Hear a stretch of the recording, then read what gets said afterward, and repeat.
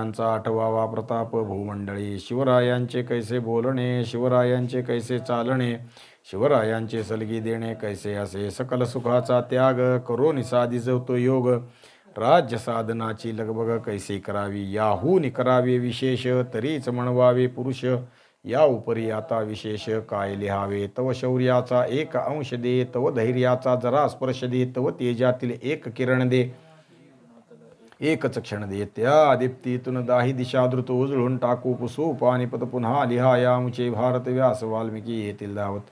महामंत्र आहे नवे शब्द साधा, जयाच्या स्मृतीने जळे म्लेंच बाधा. नुरे देश अवघा जयाच्या अभावी, शिवाजी जपू राष्ट्रमंत प्रभावी. पुंडली कौरदेवारी विठ्ठल श्री ज्ञानदेव तुकाराम माऊली ज्ञानेश्वर महाराज की जय. जगद्गुरु तुकाराम महाराज की जय. छत्रपती शिवाजी महाराज की जय. धर्मवीर संभाजी महाराज की जय. सद्गुरुजोग महाराज की.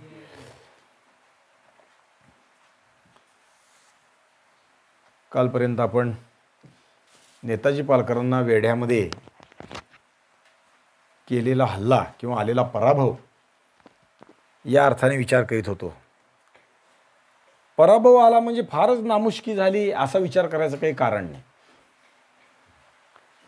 कारण मराठ्यांच्या युद्धतंत्रात आणि मोगलाई युद्धतंत्रात किंवा राजपुती युद्धतंत्रात फरक आहे.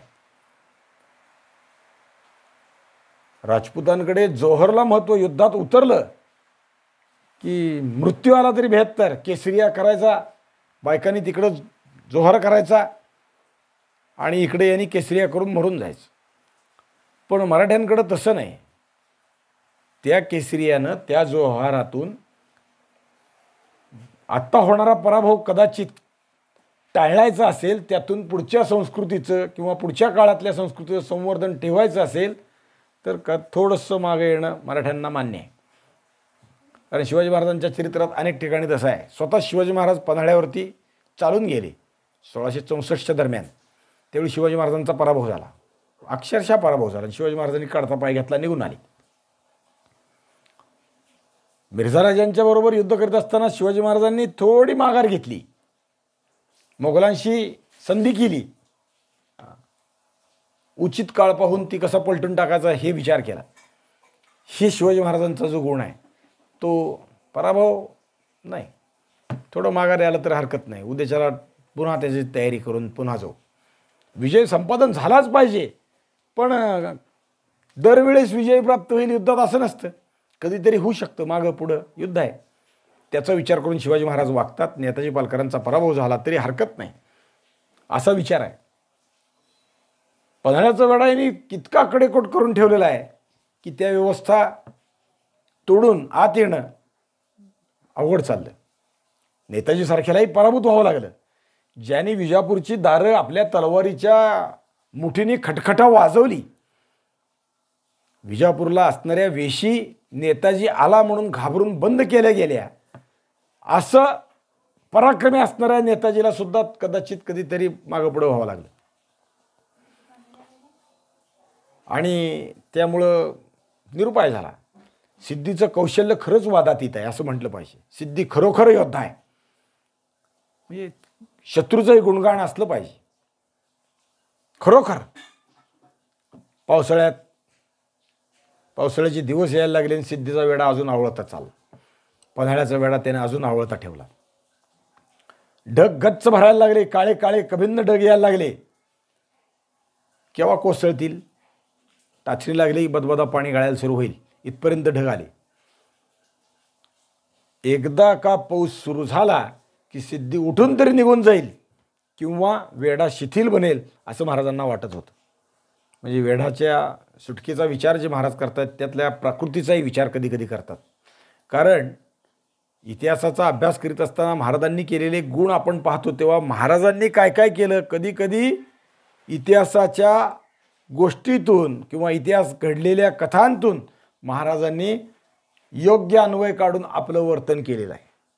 आणि दुसरं, भूगोलातल्याही परिस्थितीचा आपल्यासाठी कसा पूरक वापर करता येईल त्याचा वापर शिवाजी महाराजांनी केलेला आहे. इथं महाराज तो विचार करतायत की भूगोलात पन्हाळ्यावरती पाऊस प्रचंड पडतो आणि त्या पावसाचा विचार करता या पावसात ह्याला वेढा टिकवणं शक्य नाही, म्हणून आपण पावसाळ्यात बरोबर याला तोंड देऊ, पळून जाऊ. कदाचित वेळा ढिला पडेल. महाराज विचार करीत असताना कायम एकच विचार करतात असा विचार आपण नाही कधी करायचा, तो अविचार ठरेल. कारण महाराज विचार करीत असताना प्लॅन आखतात. मी नेहमी त्याच विषयाने म्हणतो की जसा प्लॅन तो आखतात तसा कार्यान्वित करण्यासाठी प्रयत्नशील करतात. पण कदाचित या नियोजनात काही गोंधळ झाला, उलटं सुलटं झालं तर दुसरं नियोजन तयार असतं. दुसऱ्या नियोजनात गोंधळ झाला तर तिसरं नियोजन तयार असतं.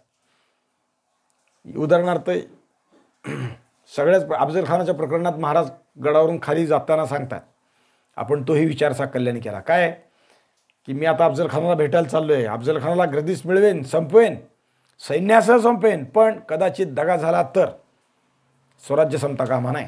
मग तुम्ही कसं राहिलं पाहिजे? नेताजी पालकरांच्या हुकुमाखाली झुंजत राहा. संभाजीराजांना आऊसाहेबांना म्हणण्यापेक्षा संभाजीराजांना गादीवर बसवा आणि आऊसाहेबांच्या नेताजी पालकरांच्या आदेशाप्रमाणे स्वराज्य चालवा. हा ध्वज सांभाळा, हे स्वराज्य पुढे चालवा. म्हणजे बी प्लॅन आहे. म्हणजे महाराज दरवेळी वेगळ्या वेगळ्या योजनाच्या दृष्टीने तयारी करतात.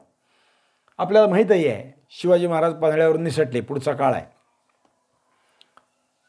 निसटून जाताना आपल्याला दगा होऊ शकतो म्हणून दुसरा माणूस तयार करून ठेवला.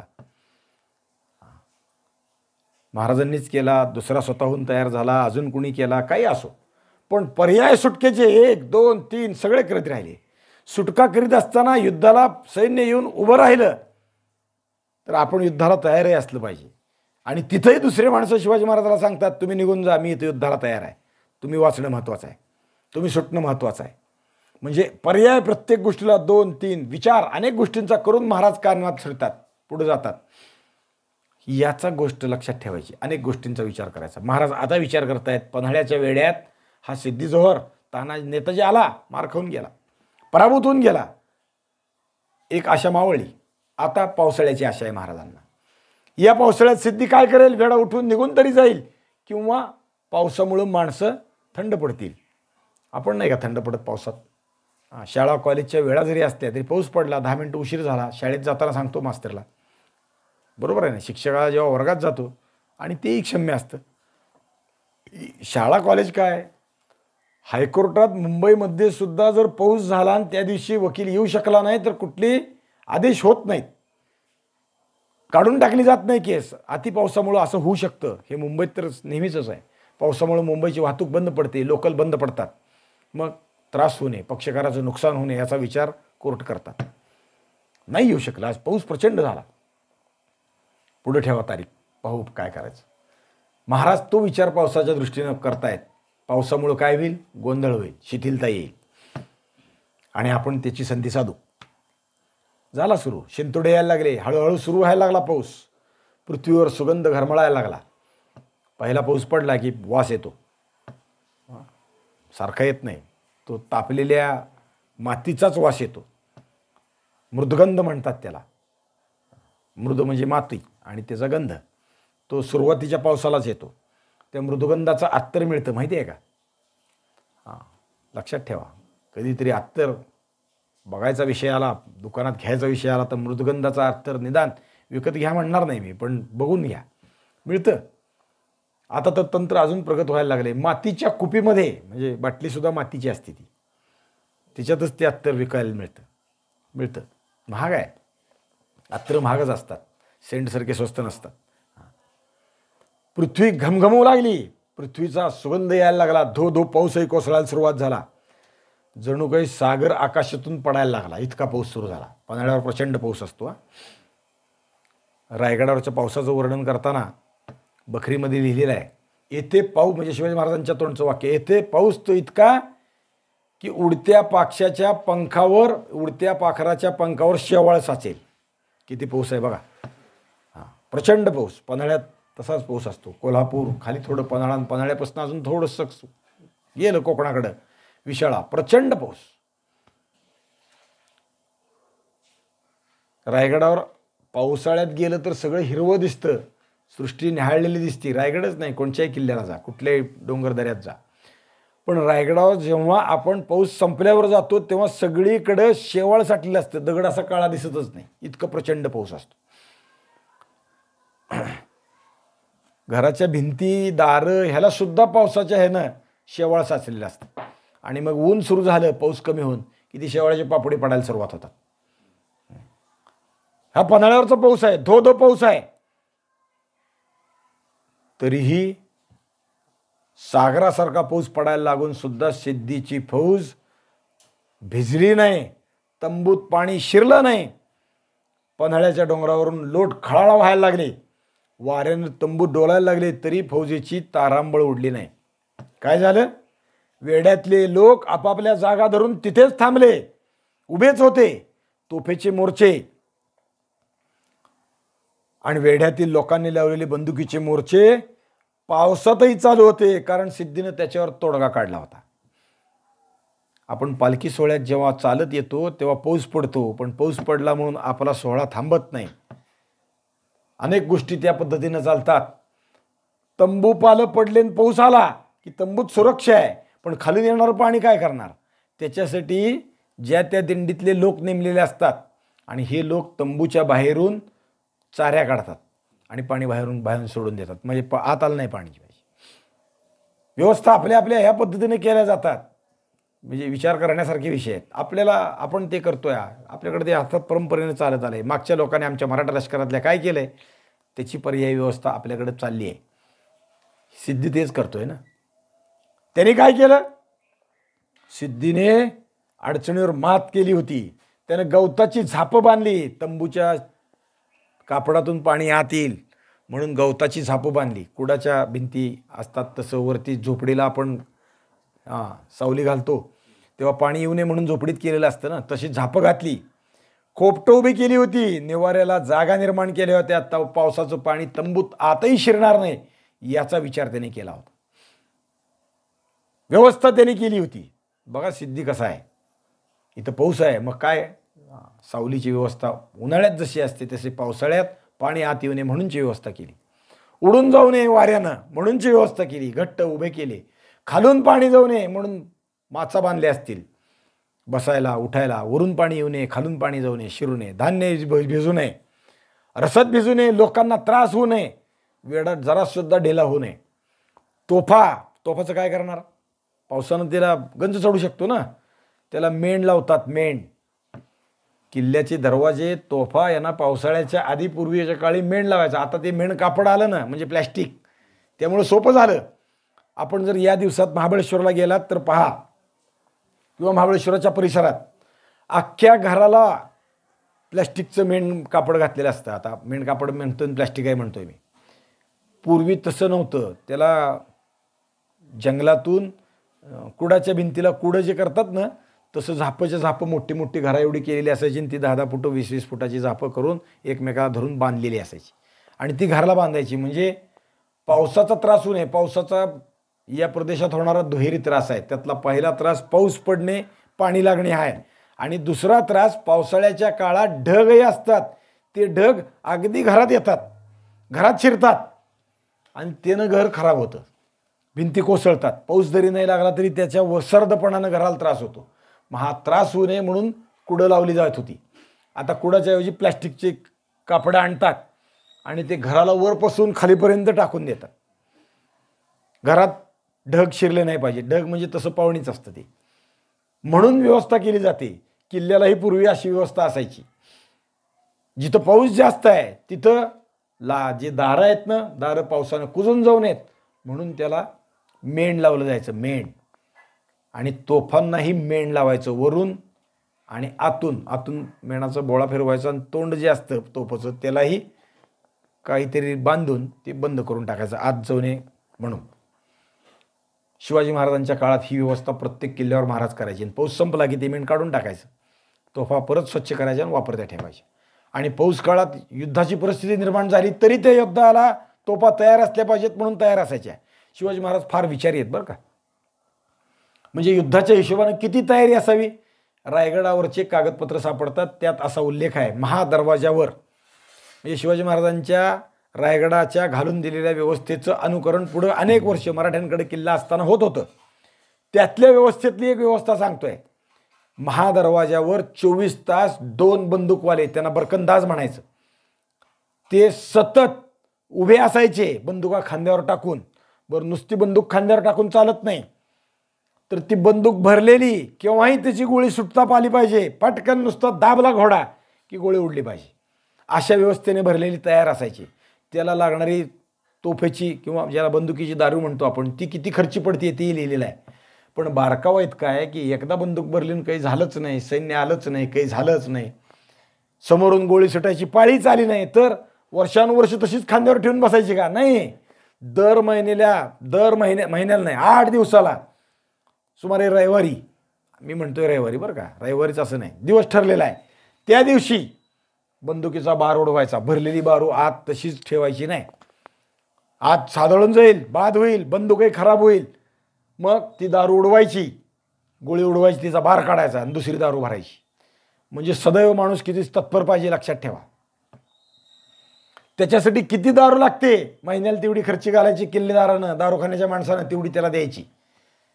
त्याला बारूददाणी एक वस्तू असते, बारूददाणी म्हणतात, डबा असतो ना आपला, तसं बारीक असतं, ती कमरेला कायम बांधून ठेवलेलं असतं, बारूददाणी.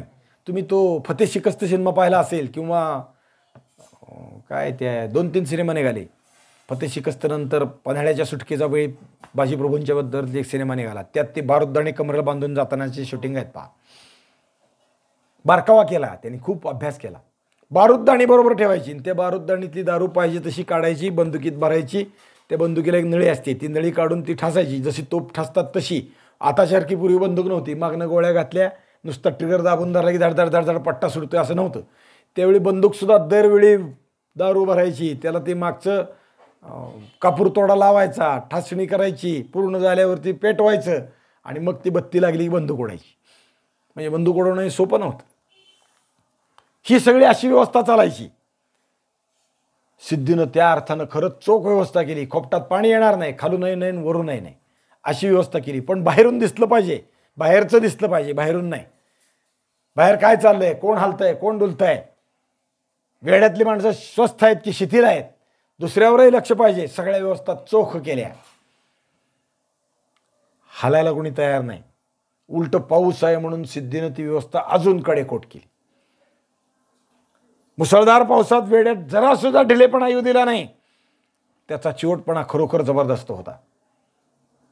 महाराज पन्हाळ्यावर जगदंबेपुढे शतपावली करत होते, खालच्या वेड्याची चिंता करीत होते, कसं करावं.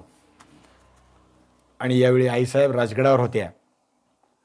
हाताचा आडोसा धरून नंदादीपाला वारं येत होतं, ते आडवीत होत्या, पण वावटळ फार सुटली होती. आईसाहेब शिवाजी महाराजांच्या बाबतीत विचार करतायत. स्वराज्याचा दिवा लावलेला आहे, ते त्याला वारं धरायला ही वावटळ सुटली आहे, त्यासाठी प्रयत्नशील आहेत. यावेळी पुणे स्वराज्यात राहिलं नव्हतं. लाल महाल आईसाहेबांच्या हाती राहिला नव्हता. लाल महालात आता शाहिस्तेखानाचं वास्तव्य झालं होतं. त्याच्यात शाहिस्तेखानाची राजकारण रंगायला लागली होती. खान पुण्यात येऊन 1 महिना होऊन गेला होता. आपण त्या तारखा पण पाहिल्या. फेब्रुवारीत कुठं आहे, मार्चमध्ये कुठं आहे, एप्रिलात कुठं आहे, कसा आला, काय केलं, किती दिवस रस्ता चालला, कधी 12 दिवस, कधी 14 दिवस, थोड्या थोड्या अंतराला गेले. सगळा पुण्याचा आसमंत खानाने भाजून काढायला सुरुवात केली. शिवाजी राजाचं राज्य आहे, येऊन राहिलोय, ताब्यात घेतलंय, पण लोकांना त्रास द्यायला सुरुवात केली. देवभूमीची धुळधाण शाहिस्तेखान करीत होता. इतकी मांडली होती की सांगता पुरवत नाही. आणि आमची माणसं काय करत होती, स्वराज्यातले जे लोक होते ते करते लोक युद्धात अडकले होते, आपापल्या ठाण्याला संरक्षणाला थांबले होते. काही लोक शिवाजी महाराजांबरोबर अडकले होते, काही लोक बाहेरून छापे घालीत होते. नेताजी पालकर प्रयत्नशील होते, पण काही लोक मात्र इतके गंमतशीर आहेत. काय आहेत, ही माणसं वैऱ्याच्या पाट्यावर लोटांगण घालीत होते आणि भिका मागायला तत्पर होते. सारखं शाहिस्तेखानाच्या पुढे जाऊन बसले. काय कारण सांगावं, खरं इतिहासानं कसं सांगावं आपल्याला. आमचेच लोक, आमचेच वैरी होऊन बसले. महाराष्ट्राच्या इतिहासाच्या पानापानावर ठेचा लागतायत. कशाच्या, या दगडाच्या नाही, ही दगडं म्हणजे हे लाचार लोक. पुण्याची देशमुखी आपल्याला मिळावी म्हणून लोणी, पुण्याच्या शेजारचा लोणीचा कृष्णाजी, काय नाव त्याचं सांगू, कृष्णाजी काळभोर, हा शाहिस्तेखानाकडे गेला. पहा माणसं कशी आहेत, इकडं जीवाचा आकांत करतायत आणि इकडं वतन मिळावं, गाव मिळावं, पुण्याची देशमुखी मिळावी. यावेळी पुण्याचे देशमुख आहेत शितोळे, शितोळे देशमुख. पुण्याची देशमुखी खूप वर्षापासून त्यांच्याकडे आहे. पुण्याचे राजे त्यांना म्हटलं जातं. त्यामुळं पुण्याची देशमुखी म्हणजे सोपी नाही. अनेक वर्षांपासून ही देशमुखी शितोळ्यांच्या घरात आहे. शितोळे म्हणजे कोणचे लक्षात येतात का? नाही लक्षात येत, सांगतो. माऊलीच्या पालखी सोहळ्यात ज्यांचे अश्व असतात ते पुण्याचे शितोळे, राजा देशमुख. राजा हा त्यांचा किताब आहे. शिवाजी महाराजांच्या आधीच सुमारे 200 वर्ष ही देशमुखी यांच्या घरात आहे. पुण्याची देशमुखी. शिवाजी महाराजांनी पुण्यातून स्वराज्याची उभारणी केली, पण देशमुखी शितोळ्यांकडे ठेवली. शितोळ्यांकडं पुण्याची देशमुखी आहे, पण म्हणजे पुण्याचा सुभा जरी शहाजीराजांकडे आहे तरी देशमुखी त्यांच्याकडे ठेवली, काढून नाही घेतली. या देशमुखाच्या शितोळ्यांच्या घराच्या अनेक शाखा आहेत. त्यात ती थोरली शाखा जी आहे त्याला नरसिंग म्हणतात. नरसिंह हे या शितोळ्यांचं कुलदैवत आहे, लक्षात ठेवा. शितोळ्यांचं कुलदैवत नरसिंह आहे. त्यांचा पुण्यात मोठा वाडा आहे. कसबा पेठेच्या गणपतीच्या शेजारी शितोळ्यांचा वाडा आहे. इथं नरसिंहाचं मंदिर आहे. आता त्या वाड्याचं अपार्टमेंट करण्यात आलं आहे आणि शितोळेवरती त्याच अपार्टमेंटमध्ये सगळ्यात मोठ्या मजल्यावरती, वरच्या मजल्यावर राहतात. पण त्यांच्या इतरही शाखा आहेत. नरसिंग, सातभाई, नवरस अशा 2-4 शाखा वेगळ्या वेगळ्या आहेत. तर त्यातल्या एका शाखेचं मान सन्मान जो आहे तो आळंदीच्या शितोळेंचं जो आहे ते त्या घरात आहे. तमाजीराव शितोळे हे त्या मूळ पुरुष. आळंदीला आता जे चालतं आहे, आळंदी ते पंढरपूर सोहळा चालतोय, त्यातले ते मूळ पुरुष. त्यांच्यापासून हा सोहळा त्यांच्या घरात चालतो. अंकली, मांजरी या गावची देशमुखीही त्यांना मिळाली आणि ती मिळाली त्याच्यात पुढं त्यांनी काही वाढ केली, कर्तृत्वानं मोठं काम केलं आणि आळंदीचे अनन्य सेवक असल्यामुळं आळंदीचाही कारभार मी खर्च करतो म्हणून त्यांनी ते पत्करला. संरक्षण व्यवस्था मी चालवतो म्हणून घेतली. ते शितोळे हे पुण्यात आहेत. आत्ता अजून पुढच्या शाखा वाढायच्या आहेत. पण या शितोळ्यांना असणारी देशमुखीचा मान मला मिळावा म्हणून कृष्णाजी काळभोर, लोणी गावचा, पुण्याच्या शेजारी लोणी आहे. आता लोणीलाच काय नाव आहे? लोणी काळभोरच म्हणतो आपण. का तर काळभोरांची घरं जास्त ज्या गावात आहेत त्याला लोणी काळभोर म्हणतात. त्यातला हा कृष्णाजी ती देशमुखी मला मिळावी म्हणून धडपडतोय आणि तो शाहिस्तेखानाकडे गेलाय. शाहिस्तेखानाने शितोळ्यांची देशमुखी जप्त केली आणि या कृष्णाजीला देऊन टाकली. बरं, एक आहे का असा? नाही, हा दुसरा. आणखीन एक नमुना आहे. पुण्याचा देशपांडा बाबाजी होनप, बाबाजी राम देशपांडे किंवा बाबाजी राम होनप. होनप हे आडनाव आहे. देशपांडे हे वतन आहे. देशमुखी हे वतन आहे. देशमुखाचं आडनाव दुसरं असू शकतं, जाधव देशमुख किंवा अजून कुठलेही देशमुख असू शकतात. आता हे इंगळे आहेत, इंगळे देशमुख आहेत. सूर्यवंशी आहेत, बरोबर. म्हणजे देशमुखी वतन आहे. देशमुखी आडनाव नाही, वतन आहे. ती वृत्ती आहे. कारण नाव अजून वेगळं असू शकतं. तसं हा बाबाजी पुण्याचा देशपांडा बाबाजी राम होनप, जसे पुण्याची देशमुखी यांची, कुणाची शितोळ्याची, तसे देशपांडे पण होनपाच्या घरातला आहे. ही शिवाजी महाराजांच्या बरोबर उभं राहिले पण बिघडले. हाही खानाला सामील झाला. या होनपांचं घर म्हणजे लाल महाराजा शेजारी, आऊसाहेबांनी जेव्हा पुण्यात वाडा बांधला तेव्हा याच्या शेजारी या होनपांचं घर होतं. लाल महालाच्या शेजारी राहिला, दादोजी कोंडदेवांच्या सहवासात राहिला, शिवाजी महाराजांच्या बरोबर वागला, आईसाहेबांच्या सावलीत जगला. पण हा होनप असा निघाला, स्वराज्याच्या बरोबर नाही राहिला. हा वेळ पाहिलीन पलटला, शाहिस्तेखानाकडे जाऊन बसला. काळभोरापेक्षा काळा निघाला हा. महाराष्ट्रातल्या घरच्या दुश्मनाला काय विशेषण द्यावीत, काय बोलायचं? सगळा पुणे प्रांत, आता त्याचं पुणे प्रांत नामोनिशाणी राहिलं नाही. सगळं मोगलाई झाली. सारा मुलूक ग्रहण लागल्यासारखा बेचिराग झाला, सूर्यग्रहणासारखा. ते सुद्धा खंडग्रास नाही, खग्रास. संपूर्ण पुण्याच्या ईशान्येला केवळ एक भाला अजून चमकत होता. कोणचा? आणि तो खानाच्या काळजाला खुपत होता. तिथे मराठ्यांची गर्दन बुलंद उभी होती. अजूनही मराठ्यांचा भगवा झेंडा, स्वराज्याचा भगवा झेंडा तिथं उभा होता. त्या किल्ल्याचं नाव होतं चाकण, भुईकोट किल्ला, किल्ले संग्रामदुर्ग. शिवाजी महाराजांनी ठेवलेलं नाव आहे. चाकणचं नाव शिवाजी महाराजांनी संग्रामदुर्ग ठेवलं. हा किल्ला जिंकलाच पाहिजे, त्याशिवाय पुणे गुलशनाबादचा रस्ता सुखकर होणार नाही हे जाणून शाहिस्तेखान या मार्गाच्या विषयानं विचार करायला लागला. गुलशनाबाद म्हणजे नाशिक, पुण्यक्षेत्र नाशिक. खानाच्या डोक्यात एकच घुमायला लागलं, चाकण चाकण चाकण. का? चाकणचं महत्त्वच तसं आहे. चाकण आपल्याला जिंकलं पाहिजे असा खानाने विचार करायला सुरुवात केला. 2-3 विचार त्याच्या डोक्यात चाकण जिंकण्याचे आहेत. एक, एवढ्या मराठी मुलकात एकच आपलं सगळं मोगलाई राज्य आलंय, आपल्या ताब्यात आहे, हा किल्ला काय आपल्या ताब्यात नाही, म्हणून त्याला चाकण संपवायचं आहे. दुसरं कारण असं आहे की चाकण 84 असं याला म्हणतात. चाकणला नुसतं चाकण म्हणत नाही, चाकण 84 म्हणतात. कारण चाकणच्या भोवताली असणारी 84 खेडी, लहान मोठी गावं जी आहेत ना, ती सगळी 84 आहेत, म्हणून त्याला चाकण 84 म्हणतात. आणि या चाकण 84च्या घेऱ्यातली सुबत्ता, सुपीकता चांगली आहे. पीक चांगलं येतं, उत्पन्न चांगलं येतं, म्हणजे धनाची आशा आहे, येणारा महसूल चांगला असावा. आणि त्याचबरोबर खानाला दुसरी आशा अशी आहे की इथल्या उत्पन्नातून, इथल्या धनातून मोगलाई संपुष्ट होईल, तसं इथल्या पिकातून आपल्या सैन्याची रसद भागेल, ही त्याची इच्छा आहे. रसदेचं अजून एक कारण आहे. कारण पुण्यातून चाकण रस्त्याचा विचार करीत असताना औरंगाबाद दळणवळणही सोपं जाणं. कारण आता रसद जर मागवायची असेल तर औरंगाबादवरून मागवावं लागेल, नगरवरून ती घ्यावी लागेल, आणि ती तशी सोयीची जाणार नाही. हा जर मराठ्यांचा किल्ला असेल तर आपल्याला रसद पुरेपणाला मिळणार नाही, मराठी मिळू देणार नाहीत, अडवतील. म्हणून त्याला चाकण जिंकायचं आहे. रसदीचा रस्ता सोयीचा व्हावा म्हणून ते चाकण जिंकायचं आहे.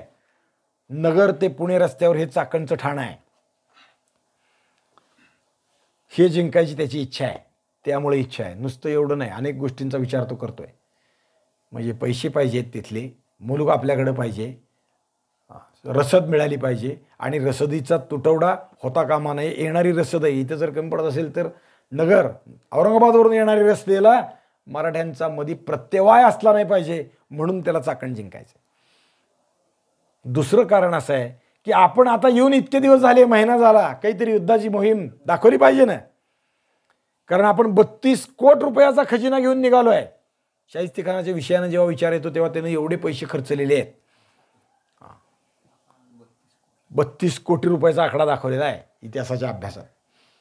एवढे पैसे घेऊन निघालो आहे, किंवा ते येत आहेत, मागूनही कमी पडले तरी येत आहेत. तर हे पैसे नुसतं घेऊन बसलो इथं आलं तर औरंगजेब काय म्हणेल, महिनाभर झाला तू काहीच करत नाही, काहीतरी युद्धाची आघाडी पाहिजे. पावसाळ्याचे दिवस आले आहेत, तिकडं सिद्धी जोहर शिवाजीराजांना वेढा घालून बसलाय, आणि आपण नुसतंच बसणं योग्य नाही. आदिलशहा तिकडनं युद्ध करतोय तर आपणही युद्धात उभारलं पाहिजे, मराठ्यांचा काहीतरी पराभव केला पाहिजे, आपणही युद्धाची आघाडी उभारली पाहिजे. नुसतं पुण्यात येऊन थांबलं जाळपोळ करतो एवढ्यावर तो संतुष्ट नाही. कुठला तरी किल्ला घेतला पाहिजे, घेण्यासाठी प्रयत्नशील पाहिजे. म्हणून चाकणकडे त्याची दृष्टी गेली. चाकण जिंकण्यासाठी तो प्रयत्नशील आहे, त्याकडे त्याचा विचार चालू आहे. चाकण जिंकला पाहिजे, चाकण जिंकलं पाहिजे. संग्रामदुर्ग चाकण फार विलक्षण आहे बरं का. आत्ताच्या काळात म्हणजे आत्ता नाही, आपण शिवाजी महाराजांचा विचार करतोय त्यावेळेस चाकणचा किल्ला भुईकोट आहे. एक गडी, भुईकोट म्हणजे जमिनीवरचा, डोंगरातला दुर्ग किंवा पाण्यातला किल्ला किंवा वनातला किल्ला असं नाही. किल्ल्याचे अनेक प्रकार आहेत. मुख्यतः 4 प्रकार सांगितले जातात: गिरिदुर्ग, वनदुर्ग, जलदुर्ग आणि स्थलदुर्ग. स्थलदुर्गातला हा स्थलदुर्ग म्हणजे भुईकोट किल्ला, हा त्यातला आहे. मग तो जिंकण्यासाठी प्रयत्न करायला काय हरकत आहे? डोंगरावर जायचं, थांबू आता, हा बघू, हा कसा जिंकायचा आहे ते पाहू, असा विचार शाहिस्तेखान करतोय. चौरस असा किल्ला आहे, बुलंद गडी आहे, काही भाग दगडाचा आहे, दरवाजाचा भाग दगडाचा आहे, पूर्वेच्या अंगालयाचं द्वार आहे. आताच्या काळात हा काहीही अस्तित्वात नाही. चाकणच्या किल्ल्यातून गावातून हमरस्ता जो जातो, आता हायवे म्हणतो आपण ज्याला, तो रस्ता जातो. एक बुरुज त्याचा काही काळापर्यंत शिल्लक होता, पण चाकणची गडी आता शिल्लक राहिलेली नाही. मातीची गडी आहे, थोडीशीच आहे, पण सांगता येत नाही ही गडी अशी आहे. चाकणला तेलाचं मोठं काम चालतं, बरोबर आहे गोपाळ काकाचं. चाकण ऑइल मिल महाराष्ट्रात प्रसिद्ध आहे. असा हा चाकणचा किल्ला आहे. चाकण 84 असं त्याला म्हणतात, आणि तो त्याला घ्यायचा आहे. चाकणचा इतिहास फार मोठा विलक्षण आहे. नुसतं इतिहास म्हणून उपयोग नाही. पुराण काळापासून रामायण महाभारतात चाकणाचे उल्लेख आहेत. म्हणजे हे गाव एवढं जुनं आहे, सामान्य नाही.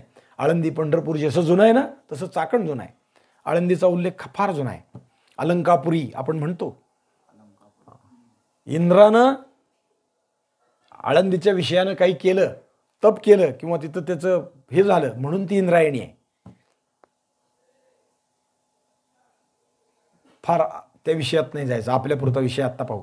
चाकण म्हणजे काय आहे? मग चाकणचं जुनं नाव आहे चक्रपुरी किंवा एक चक्रा नगरी. ते चाकण रामायणातला उल्लेख आहे तो असा आहे. ऋषी शांडिल्याचा इथं आश्रम होता. सांगितलं बघा, शांडिल्यांचा इथं आश्रम होता. ते आपलं जप तप, विद्यार्थ्यांचं शिक्षण, गुरुकुल इथं चालवित होते. अग्नीची उपासना करीत होते. इथं होम याग करीत होते. राक्षस दंडकारण्यातले यांना त्रास देत होते. त्या राक्षसाचा त्रास अत्यंतिक व्हायला लागला आणि शांडिल्याने जाऊन राजा दशरथाकडे विनंती केली की मला या राक्षसांपासून मुक्ती द्या. पुढं नाही का रामाला विश्वामित्रांनी मागितलं, आम्ही यज्ञ मांडलाय आणि राक्षस येऊन त्रास देतात, त्राटिकेने त्रास दिला. राक्षसांच्या त्रासापासून यज्ञ सुरक्षित व्हावा म्हणून द्वारात येऊन तू उभा राहा आणि यांना युद्धात राक्षसांना मारून टाक. तसं त्याच्या आधी शांडिल्याने दशरथाला विनंती केली, चला आणि आम्हाला युद्धात मदत करा. युद्धात म्हणण्यापेक्षा यज्ञात मदत करा. यज्ञ निर्वेग पार पडण्यासाठी राक्षस त्रास देत आहेत, त्यांचं पारिपत्य करा. आणि दशरथ राजा आला, बरोबर बायकोला घेऊन आला. लक्षात ठेवा बरं का, कालही हा विषय थोडक्यात बोलून गेलो मी. कैकेयी बरोबर होती. दशरथ राक्षसांशी युद्ध करीत होता आणि या गावात चक्रेश्वर महादेवाचं देवालय आहे. त्याच्यासाठी मोठं सरोवर आहे, चक्रेश्वर तलाव म्हणतात त्याला. या चक्रेश्वर तलावाच्या पाण्याच्या दलदलीत चाक अडकलं. कुणाचं? दशरथाचं. आणि ते अडकलेलं चाक अडकलं असताना रथ हालेना दलेना किंवा चाकाचा कणा अडकल्यामुळे चाक गळून पडेल अशी शक्यता निर्माण झाली. युद्धात ते अडचण व्हायला लागली आणि कैकेयीनं ते चाक धरून ठेवलं. कैकेयीने ते चाक धरून ठेवलं. रथावर आरूढ होऊन दशरथाने राक्षसांचा पराभव केला. कैकेयीमुळे आपल्याला विजय प्राप्त झाला. कैकेयीचं युद्धातलं कौशल्य वाखाणण्यासारखं आहे. आपत्काल पाहून तिने ते केलं. चाक धरून ठेवणं सामान्य गोष्ट नाही. आता आपल्या बैलगाडीचं चाक किंवा रथाचं चाक, सायकलचं चाक पंक्चर काढायचं म्हटलं तर जीव जातो. कैकेयीने ते धरलं. पहा कसं धरलं असेल, तिचं कौशल्य काय असेल, तिची ताकद काय असेल, त्यापेक्षा मनोबल काय असेल. नवरा राक्षसाशी लढतोय आणि आपण चाक अडकलेलं धरून ठेवावं. चाक पडू नये, कणा मोडू नये, रथ कोलमडू नये म्हणून ती चाक धरून ठेवते. ती वीरपत्नी आहे, ती क्षत्रिय माता आहे. नुसती तेवढीच नाही, ती स्वतः योद्धा आहे म्हणून तिनं ते केलं. काल आपण त्या विषयाने जिजाऊसाहेबांचा विचार केला. कैकेयीने ते केलं आणि म्हणून युद्ध संपलं. दशरथ खाली उतरला आणि ते चाक पडलं. मग एक चाक पडलं म्हणून त्याला गावाचं नाव चक्रपुरी किंवा काय एक चक्रा नगरी असं पडलं. कैकेयीला मग दशरथाने संतुष्ट झाले. तुला काय पाहिजे मी द्यायला तयार आहे, इच्छा. ते म्हणले मला जेव्हा पाहिजे तेव्हा मागून घेतो. मग ते पुढचं रामायण सगळं माहिती आहे, वर मागितले. ते इथं घडलं. इथला विषय आहे, चाकण नगरीचा विषय आहे, चक्रपुरी नगरीचा आहे किंवा एक चक्रा नगरीचा आहे. एक चक्रा नगरीचा दुसरा इतिहासात महाभारतात उल्लेख आहे. तो हाय कोणचा? की कौरव आणि पांडव यांच्या त्या संघर्षात पांडव वनवासात बाहेर पडले पहिल्या सुरुवातीला आणि ते फिरत फिरत या एकचक्रा नगरीत आले. म्हणजे ते काय म्हणतो आपण, नाही नाही, आधी सुरुवातीला घर जाळलं नाही का, ते लाक्षागृह, त्यातून बाहेर पडले आणि मग ते जरा लपत राहिले होते त्या काळात. त्यावेळी जे बाहेर पडले ते इकडं आले, एकचक्रा नगरीत आले आणि घरात रडारड दिसली. एका ब्राह्मणाच्या घरात कुंतीनं आश्रय घेतला, पुत्रासह राहिली. घरात रडारड लागली. का रडतायत म्हणून कुंतीनं चौकशी केली की ते सगळं सांगितलं. इथं बकासूर नावाचा राक्षस आहे आणि तो आम्हाला त्रास द्यायला लागला, म्हणून गावकऱ्यांनी जाऊन त्याच्याशी विचार केला की रोज एका घरातून तुला गाडाभर अन्न येईल आणि एक माणूस तुला खायला लागतो, तो माणूस त्या घरातला येईल. आणि आज आमच्या घराचा नंबर आहे, आमच्या घरातून ती व्यवस्था आहे. आता कुणी जायचं, घरात भांडण चाललंय. बापाला पोरगं म्हणतंय तुम्ही जाऊ नका, मी जातो. बाप म्हणतोय तू अजून लहान आहेस, पुढचा वंश चालवणं तुझं काम आहे, तू थांब, मी जातो. म्हणून ती रडारड चाललेली आहे. मग कुंती म्हणली थांबा, तुम्ही काहीच करू नका. काय, माझं पोरगं पाठवते. त्यानं कुंतीशी म्हणजे बघा बरं का, तो कुंतीला म्हणाला हे अधर्म आहे, घरात आलेल्या पाहुण्याला असं मृत्यूच्या ओठात पाठवणं अधर्म आहे, आम्ही नाही पाठवणार. कुंती म्हणाली तुम्ही त्याची काळजी करू नका, तुमच्या घरात मी आश्रय घेतला म्हणजे तुमच्या घरावर आलेलं अरिष्ट पार करणं हे आमचं कर्तव्य आहे, तो धर्म आहे, म्हणून मी माझ्या पोराला पाठवते आणि तुम्ही काळजीच करू नका. एक मेला माझा पोरगा नाही तर मला 5 आहेत, त्याचाही विचार करू नका. पण कुंतीला भरोसा आहे, कोणचा पोरगा पाठवायचा तिलाही माहीत आहे. ही पोरगा काय आहे, पराक्रमी, हत्तीच्या ताकदीचा आहे, इंद्राचा ऐरावतही पालता घालणार आहे. त्या पोराला पाठवते. कुंतीनं भीमाला पाठवलं. भीमानं बकासुराच्या बरोबर युद्ध केलं. तो गाडा घेऊन गेला, सगळं अन्न त्यानंच फस्त केलं, गाडाभर अन्न. अन्नाचा वास आला, माणसाचा वास आला, राक्षस आला. तो भीमाला लाथा बुक्क्याने मारायला लागला. भीम थांबला नाही, सगळं अन्न पचवलं, जिरवलं आणि मग त्याच्याबरोबर युद्धाला उतरला. भीम काही सामान्य नाही आहे. भीमाने बकासुराबरोबर युद्ध केलं. नुसतं युद्ध केलं नाही, बकासुराला मारून टाकलं आणि गावाला अरिष्ट्यापासून सोडवलं, दुःखापासून सोडवलं, अधर्मी माणसापासून धर्माचं रक्षण केलं. भीम इथं लक्षात घेतला पाहिजे. ही जी गोष्ट घडली ती या एकचक्रा नगरीत घडली. त्या अर्थाने त्याचा विचार रोटाई तळ या नावाचं तळ चाकणच्या त्या परिसरात आहे. रोटाई तळ, या तळ्यामध्ये तो बकासूर मारला. आळंदी रस्त्यावर आहे, चाकणकडून आळंदीला येणारा जो रस्ता आहे, चाकण फार जवळ आहे, पुण्यापासून 33 किलोमीटर आहे. आळंदीपासून आहे अजून त्यापेक्षा कमी अंतर आहे, जवळ आहे. आळंदीतला रस्ता चाकणचा वेगळा आणि पुण्यातला रस्ता पुणे नगर रस्त्यावर आहे चाकण. रोटाई तळ्यामध्ये भीमाच्या बकासुराच्या युद्धाचे जे झाडलं ते तिथं झालं असं सांगतात. पुरातन शहर आहे. महानुभावांच्या लीळा चरित्रात चक्रधर स्वामींच्या विषयानं जो ग्रंथ निर्माण झाला त्या ग्रंथाच्या विषयानं या एकचक्रा नगरीचा उल्लेख तिथेही येतो. शिवलीलामृतात 5व्या अध्यायात या गावाचं वर्णन आहे. म्हणजे मी सगळे संदर्भ सांगतोय, काय काय कुठं कुठं आहे. चाकण नगरीचा विचार करतोय आपण. माऊली या गावात राहून गेल्याचे उल्लेख आहेत. तुकोबारायांनी आपली गाथा इथं आणून ठेवली, काही काळ इथं वास्तव्य केलं, याचेही तुकोबारायांच्या चरित्रात उल्लेख आहेत. म्हणजे चाकणमध्ये स्वतः शिवाजी महाराज दर्शनार्थ इथल्या देवतेचे यायचे असेही उल्लेख आहेत. एकचक्रा नगरीतला एकचक्रेश्वर महादेव, इथले कचेश्वर ब्रह्मे चाकणचे, यांचा शिवाजी महाराजांनी गुरु म्हणून सत्कार मान केलाय किंवा त्यांना वर्षासन दिलंय. मागे ती गोष्ट मी सांगून गेलो. पाऊस नसताना, पर्जन्य काळ नसताना टिंगल टवाळे लोकांनी त्यांचा अपमान केला आणि मग ते म्हणले येईल पाऊस. महादेवाचं दर्शन करून परत येत असताना धो धो पाऊस पडला. कचेश्वर ब्रह्मे हे एकचक्रा नगरी इथून खेड जवळ आहे, अवघं 9-10 किलोमीटरवर आहे. या तालुक्याचं नाव खेडच आहे. 9-10 किलोमीटर आहे. खेडचं नाव आता मोठं आहे, आता राजगुरुनगर म्हणतात त्याला. राजगुरू म्हणजे राजाचे गुरु असं घराणं.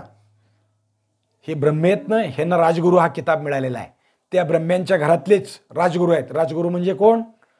नुसते राजगुरू असं नका विचार करू. भारतीय स्वातंत्र्य संघर्षात भगतसिंगाबरोबर ज्यांनी आपल्या प्राणाची आहुती दिली,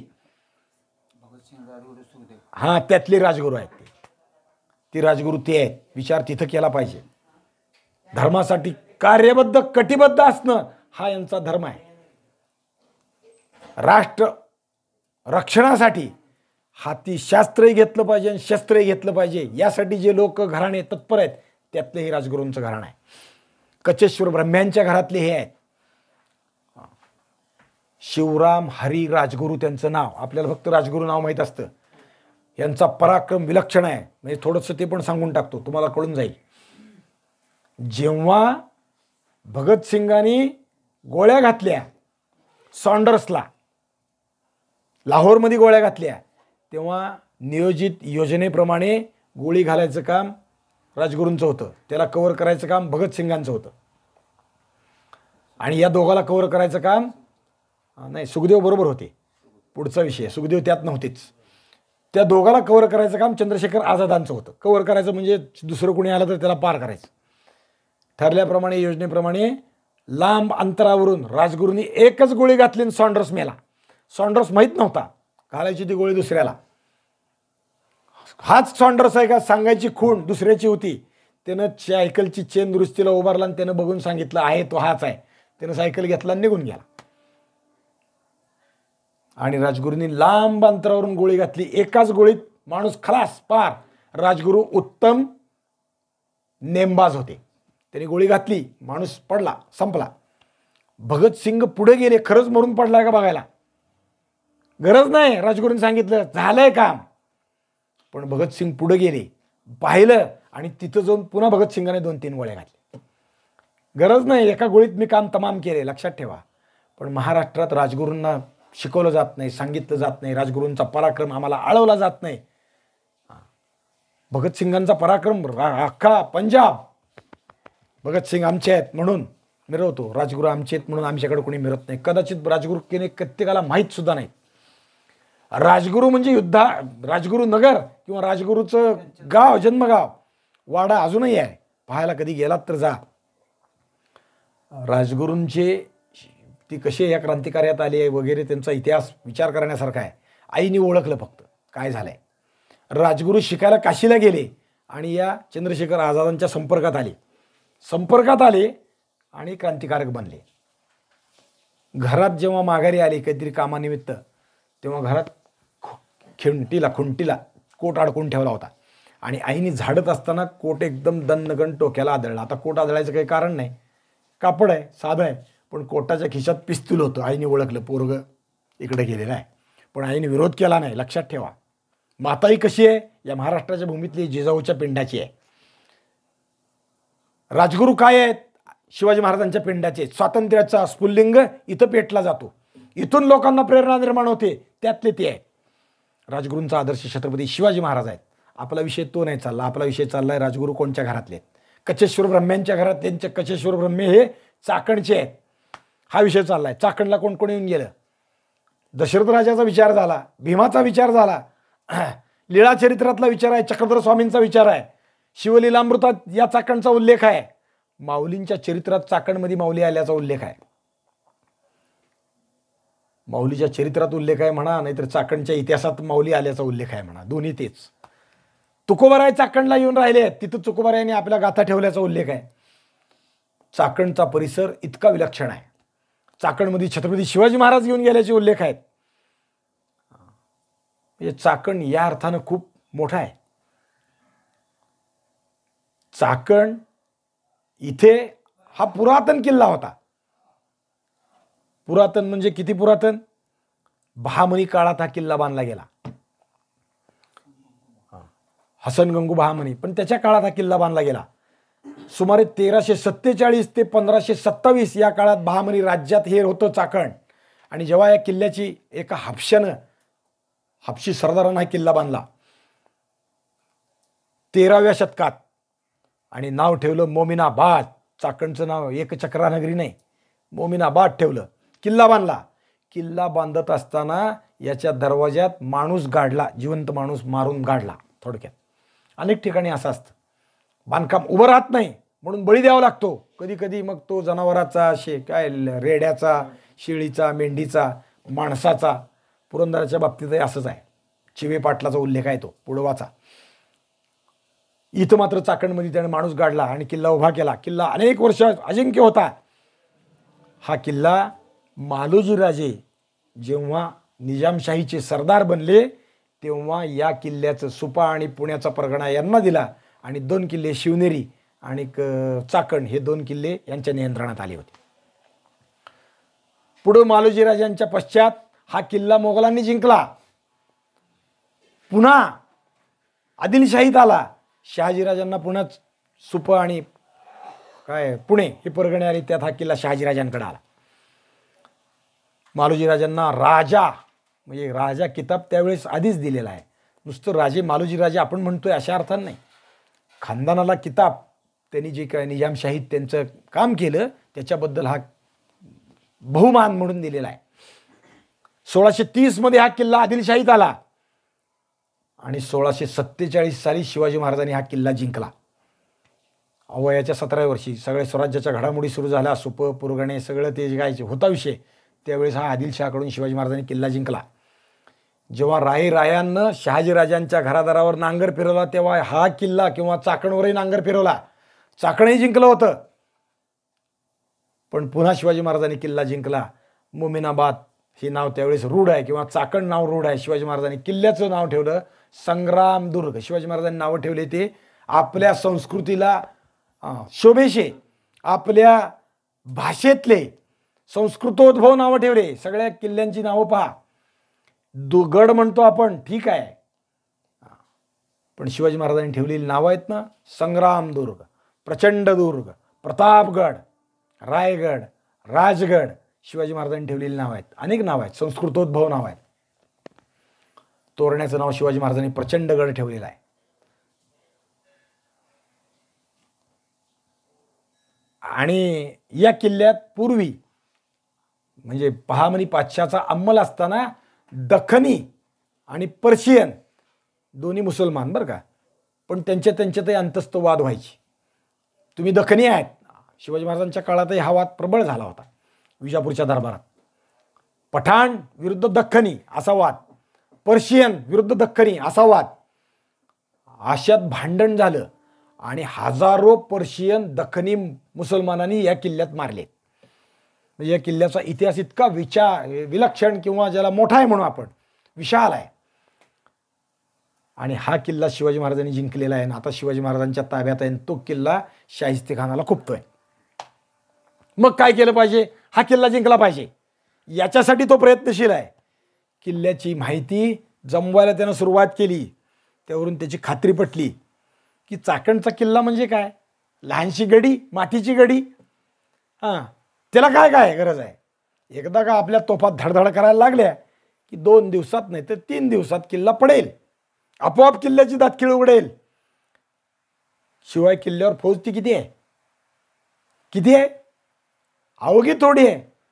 एकदा का चाकण आपण जिंकलं की चाकणच काय, आपल्या फौजा दख्खन जिंकतील. खानाने मोठ्या मोठ्या तोफा मागवल्या. सगळ्याच गोष्टीला तोफा पाहिजेत म्हणून तोफा मागवल्या. आता चाकणला न्यायच्यात त्याला तोफा. त्या अर्थाने तो चाललाय. चाकणमध्ये 20,000 फौज घेऊन शाहिस्तेखान स्वतः चाकणच्या स्वारीवर निघाला. मृगाचा पाऊस पडायला आरंभ झाला. नाले, नद्या, ओढे भरून व्हायला लागले. मराठ्यांचे छापे यावेळी चालूच होते. पुण्यात शाहिस्तेखानावर हल्ला घालीत होते.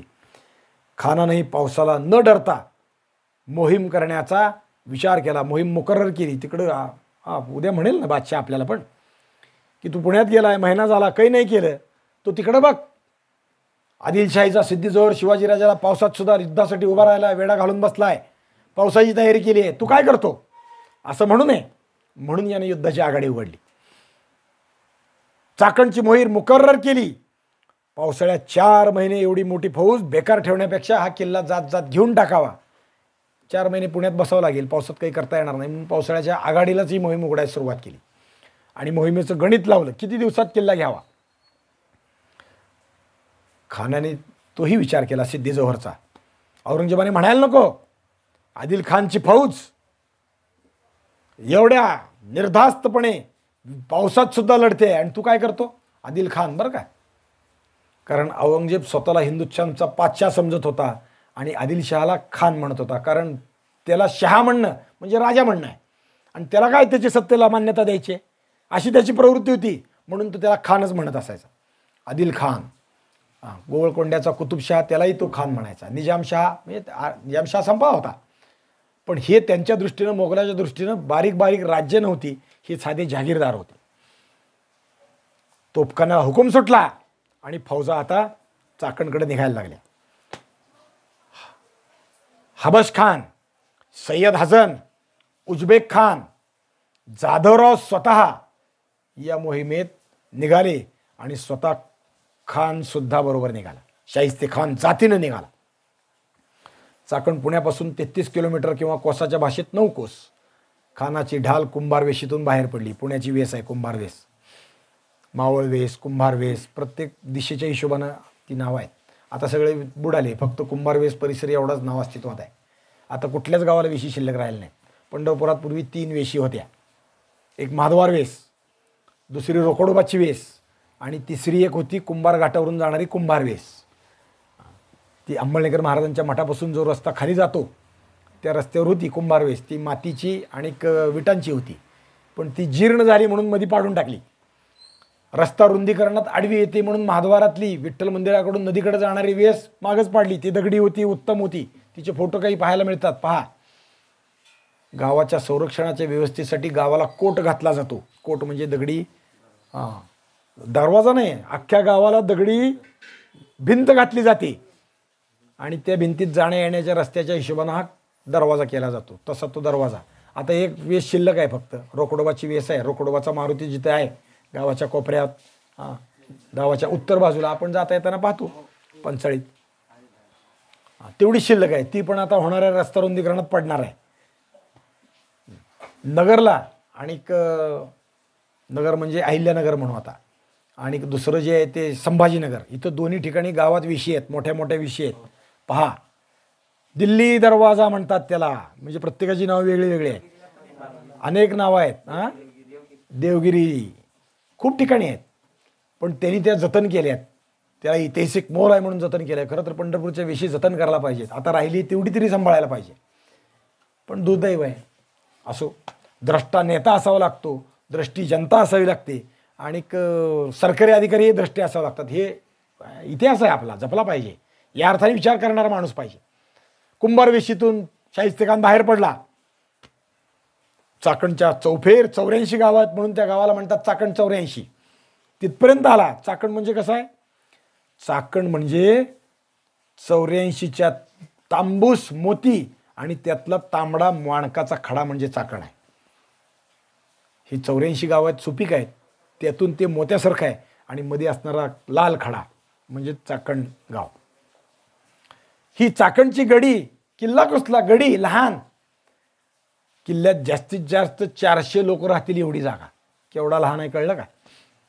आता आपण प्रमोद बाबाच्या त्या मठात राहतोय तर 100 पोरं राहतोय, म्हणजे त्याच्या चौपट साधारण. गोडे बिडे बाकीची वस्ती सगळ्या गरजाचा विचार करून अजून थोडा म्हणून विचार करा. एवढासा लहान किल्ला, अवघ्या 4 बिघ्याचा पसारा.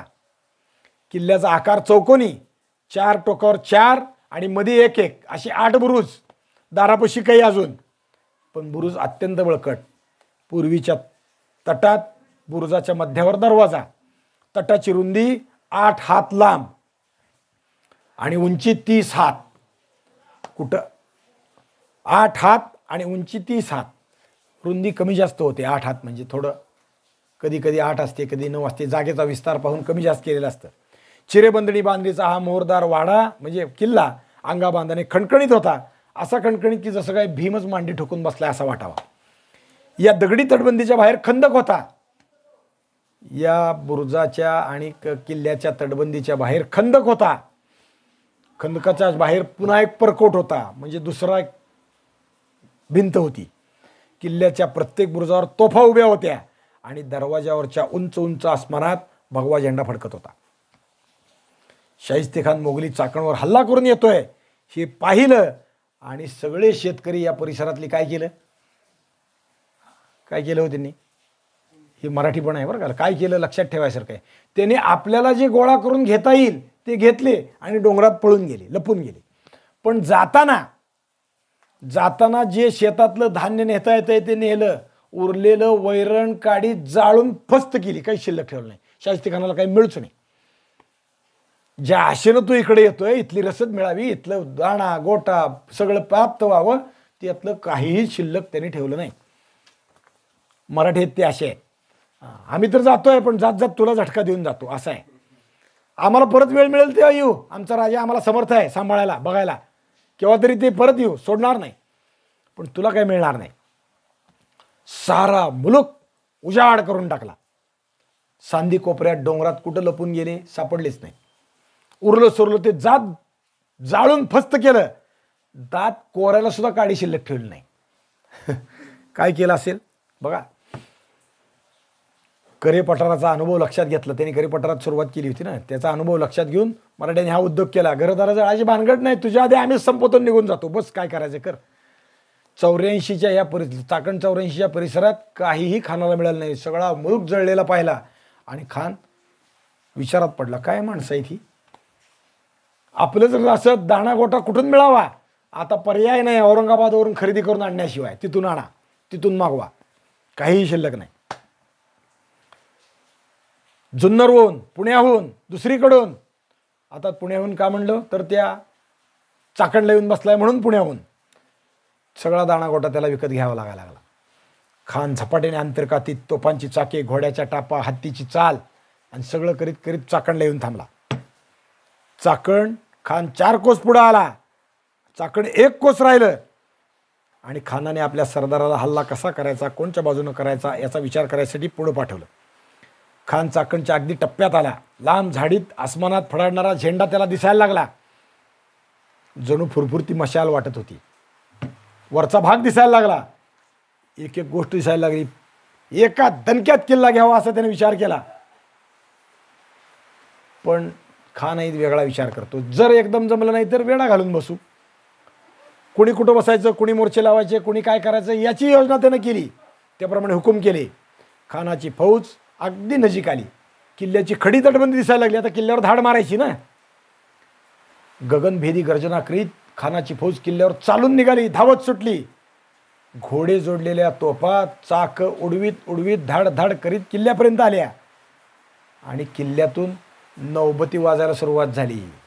किल्ल्यातले लोक सरसावले, युद्धाला तयार झाले. मोगली फौजा किल्ल्याच्या सावलीपर्यंत आल्या, तोपर्यंत किल्लेदार थांबला होता आणि तिथं आल्यावर धडाधड बत्ती मिळाली आणि किल्ल्यातल्या तोफा आणि बंदुका आग ओकायला सुरुवात झाली. असा काही प्रतिकार होईल ही कल्पना त्या शाहिस्तेखानाला नव्हती. धडाधड गोळे सुटायला लागले.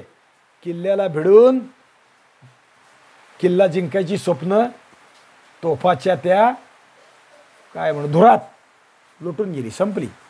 बंदुकीच्या फैरी झाडायला लागल्या. एक एक गोळीतून एक एक माणूस टिपायला सुरुवात झाली. आरडाओरडा, रदनवाद्याचा कल्लोळ, बंदुकांचा धूमधडाका, हत्ती घोड्याच्या ओरडण्याचा आवाज याने सर्वत्र कोलाहल माजला. तोफांच्या धुरात आणि या लोकांनी चालत आलेल्या धुराळ्यात काहीही दिसेना. धुराच्या वासाने हवा सर्द झाली. घसे कोरडे फोडून हुकूम देत होते सरदार. धुळीचे लोट उसळत होते, पण कुणाला काहीही ऐकू येत नव्हतं. किल्ल्यावरून होणाऱ्या माऱ्यामुळे शाहिस्तेखानाचा पहिला तडाखा विरघळला, डाव विस्कटला आणि मग शाहिस्तेखानाने पुढं काय केलं त्याचा विचार आपण उद्या करू. पुंडलिक वरदेव हरी विठ्ठल श्री ज्ञानदेव तुकाराम विठाल विठाल. पुंडलिक वरदेव हरी विठ्ठल श्री ज्ञानदेव तुकाराम माऊली ज्ञानेश्वर महाराज की जय. जगद्गुरु तुकाराम महाराज की जय. छत्रपती शिवाजी महाराज की जय. संभाजी महाराज की जय. एक सूचना आहे, श्रावण महिन्यामध्ये जानवी बदलण्याचा कार्यक्रम असतो. श्रावणी त्याला म्हणतात. ज्यांनी जानवी घालतात